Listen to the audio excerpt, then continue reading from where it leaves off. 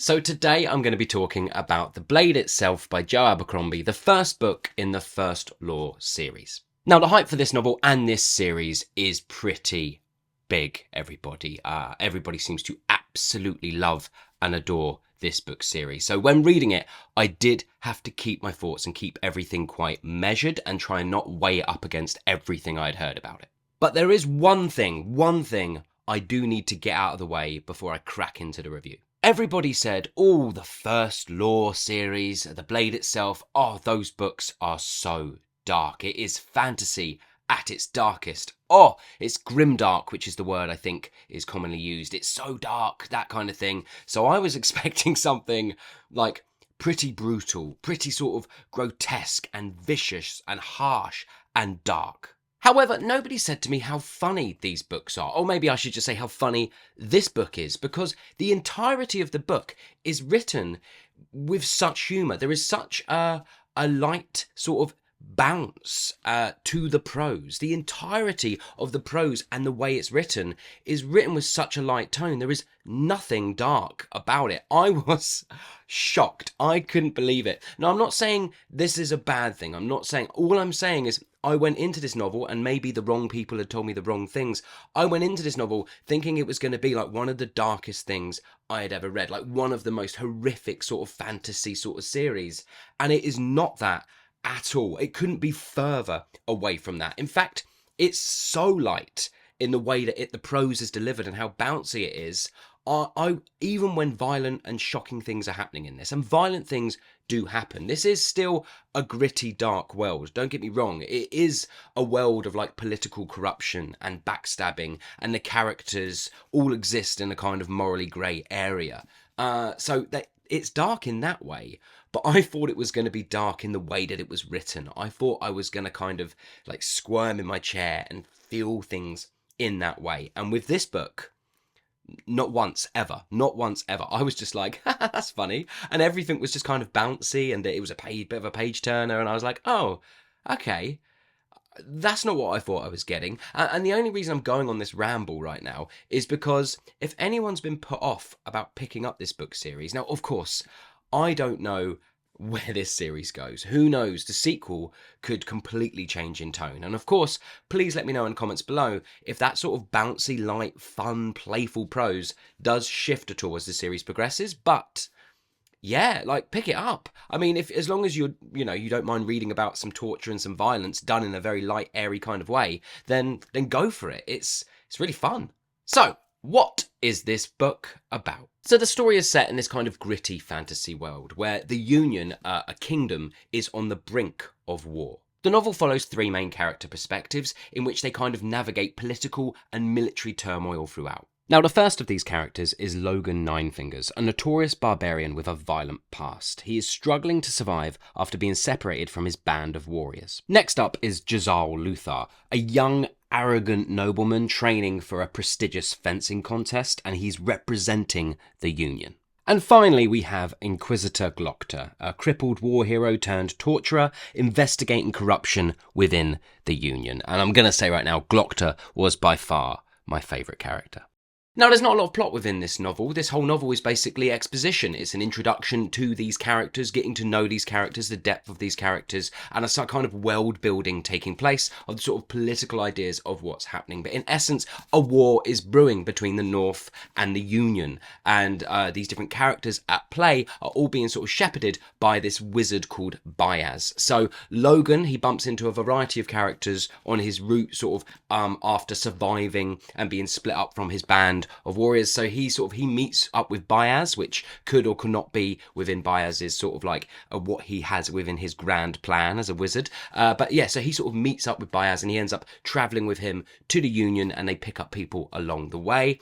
We have Jezal, he's training. There's a love interest for him, and he's training. We get to see his political standing within the Union. He comes from very high birth, and he's sort of training for a fencing contest. Of course, he ends up overlapping with other characters, and obviously Glokta is trying to solidify and survive within the political landscape of the Union, whilst also trying to turn the tables in his favour, also trying to sort of like outwit everyone around him. That's kind of it. Like, you know, and things build, and really, in essence, the plot of this novel is them just sort of finding their way to each other. But yeah, this whole novel, it's just set up. So, what did I like and what didn't I like? What I liked. Well, I loved all of the characters. If there is a strength of this novel, is that the character work is excellent. They're all flawed. As I said earlier, they all exist within the grey area, but they are all so unique, and their voices are so solidified. And there is such humour within each of them, but purely based on their kind of like maybe defaults within their personality, or kind of, yeah, there's just, all of them were really well brought to life, and everything you would want from a kind of fantasy novel. They feel like they exist within the world that's being created around you. You end up rooting for them, like you dislike things about each of them, you love things about each of them. Jezal, obviously, I think in this novel is painted out to be quite arrogant, to be a dickhead, only for us to see some real growth taking place with his character. So yeah, so purposely so, I'm reading Jezal and going, well, you're purposely being written to make me not like you, because I know you're going to have a massive character arc in which maybe by book 3, you're going to be one of my favourite characters. That's what I'm predicting right now. But yeah, the character work is great. Following on from that, I thought the world building was solid, and you would hope it is, as this is pretty much a book of exposition. But yeah, the world building is really well done, and it isn't forced. It is completely, it's the best world building gets. I love world building when it is done completely through sort of like character and sort of plot in that sense. Even though this is light on plot, like everything that's happening is sort of building the world, and we're not just getting huge, massive sort of info dumps taking place. Yeah, the world building is done really well all the way through. The next thing that I really liked is the dialogue. Oh, the dialogue is really good. And I might as well mix in what I quite liked about it, and the thing that shocked but also surprised me is how funny this novel is and how much I was laughing at it, and I found it really humorous. And also, like, the writing is solid all the way through. But yeah, it's just the dialogue is sharp, it's witty, it's playful, it's fun. You sort of rip through it. Every sort of bit of dialogue and what each character says really feels like it blends with their personality. Yeah, just the dialogue is an absolute joy. And if you're a sort of like a dialogue heavy reader, like you really prefer dialogue within novels, then yeah, you're not going to be disappointed. I think that aspect works excellently. The next thing I really liked is Joe Abercrombie has a superpower, everybody. Joe Abercrombie has a superpower. Now, I believe I've said before, like, The Swords of Kagan, if you've read that novel. Is it M.L. Wang? I can't remember the name. I'm so bad with names. But anyway, The Swords of Kagan has some outstanding fight scenes, and the way the action is written is done brilliantly. But I think we have someone who's going to take the crown, everybody. The way that Joe Abercrombie writes action scenes is amazing. It's really good. It's really good. It's so hard to do, you know, and we all know, if you've all read, like, kind of, you all know a badly written action scene in which you have absolutely no idea where things are, what's happening, what, like, Joe Abercrombie, he's got it. He has got it. And not that this is packed with action, it isn't, but when we do get those action scenes, I could picture it in my mind, like a little mind movie, like I was sat on a sofa watching it. It was just so beautifully done. I think the action scenes, if this is ever adapted for TV, I think, you know, what a gift for the screenwriters, because the action scenes are just there. So yeah, really solid work. And the final thing I really liked about this novel is the complexity and sort of game playing that's taking place. As I've already mentioned, everyone exists within the grey area, so there's no sort of like real heroes. There are, of course, characters that we slot into those sort of heroic roles as we're reading, but then something will happen, they'll say something, and the deeper we get, the more you realise sort of like, nah, they're not wholly good. And the more you start going to yourself, should I be rooting for this person? Probably not. And I just feel like, as a book that is all set up, what it is doing really well is it's setting up my expectations for anything can happen and chaos is going to happen. And maybe that's what everyone's been talking about when they say how dark this book series is. Maybe they're not talking in like the tone in which it's written, but more sort of just what happens, maybe, you know, like kind of like, it's not your typical fantasy series. It does set itself apart in that way because there's no clear heroes. Everything is a bit sort of up for grabs. And yeah, and I think shit's gonna get real. But yeah, so that's one of the things I really liked about it. What didn't I like? Okay, so the first thing I didn't like, I've already talked about at the beginning, and it's not the fault of the book. It is not the fault of the book. It's the fault of everybody who told me how dark and disgusting and disturbing these books are.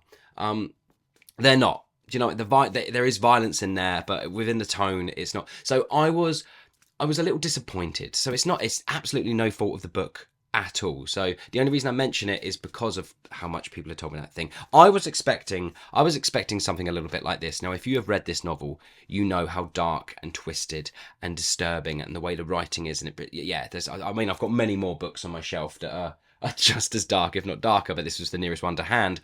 However, I was expecting something like that made my stomach turn like this book did. That's what I thought this book was going to be. And it's just not that. So I can't escape the fact that I was very, very disappointed by that fact. Really disappointed. However, it's still got another 9 books to make it up to me. But yeah, that's one thing that I didn't like about the book. But I will stress here that, you know, take this review as a warning that that's not a fault of the book itself. It's just a fault of everything surrounding the book. Next thing I'm going to mention, and actually it's not a dislike of mine, but I do like to highlight things from time to time because readers are obviously so different. The pacing is pretty slow. It takes its time. As I said, this book is so light on plot, that, yeah, if you're a plot-driven reader, this is not the book for you. And I feel like the books are going to improve as that goes. I feel like the plot is really going to ratchet up. I don't know if Joe Abercrombie deliberately made this just an entire book of setup, or whether he might have. I don't know. But either way, I get the feeling that the rest of the books aren't going to be as plot light as this one. However, if you're trying to get into this book series, of course you have to do this one. And yeah, the pacing is pretty slow. And my final dislike, and you could probably do a shot for every time I've mentioned it and be off your face by now, but of course, it's very plot light. It's a book of exposition, and I was expecting something a little bit more, so I was a little bit disappointed in that area. It's no biggie. It is the first book in a fantasy series, and when it comes to fantasy novels, they do take their time and they like to build worlds and characters, but for my personal taste, I would have liked just a little bit more plot. But, you know, as said, I feel like the series is going to improve on that front as it goes along. I just get a feeling. So overall, I had a really good time with this novel. It's funny, it's violent, the characters are complex and brilliantly brought to life. The world building is exciting and everyone is a little bit morally bankrupt, and I don't know what's going to happen, but I feel like all-out chaos is going to break out. It does a really sort of good job in setting up this world with just a couple of small things pulling it back. I'm going for like a 3.5 stars out of 5. I thought it was very good. I'm hoping the second novel is going to absolutely knock my socks off, because with a whole book's worth of setup, yeah, I feel like the payoff in the next 2 books has got to be really good, hasn't it? Surely. So yeah, I'm really excited for the next ones. Have you read this book? And if so, what did you think about it? Did you love it? Did you hate it? Please let me know in the comments below. And one thing I'm intrigued about when looking at I don't want to say too much for spoilers, but it feels very sort of like Lord of the Rings, Fellowship of the Ringsy, in which Bayaz is sort of gathering these different characters together. I didn't quite put it in my dislikes, because I didn't dislike anything in that aspect about this book, but there was a part of me going, this does feel a little like done before, a little cliche in which like Bayaz is a wizard and he's gathering up all these sort of people to sort of go off on this journey. The reason I didn't mention it is because it's so different from Lord of the Rings in all these sort of other areas. So I decided to go back on what I was going to say as a dislike, in which I thought it was a bit cliche and sort of like just using old tropes. But did anyone else get that vibe? Yeah, I was starting to be like, is this just the Lord of the Rings? But it's not. But there's so many other things taking place that set it so firmly apart from that. But yeah, anyway, my God, I am rambling today. Thanks very much for watching, everybody. I hope you're well. I hope you're enjoying whatever you might be reading. And I will see you all on the next one.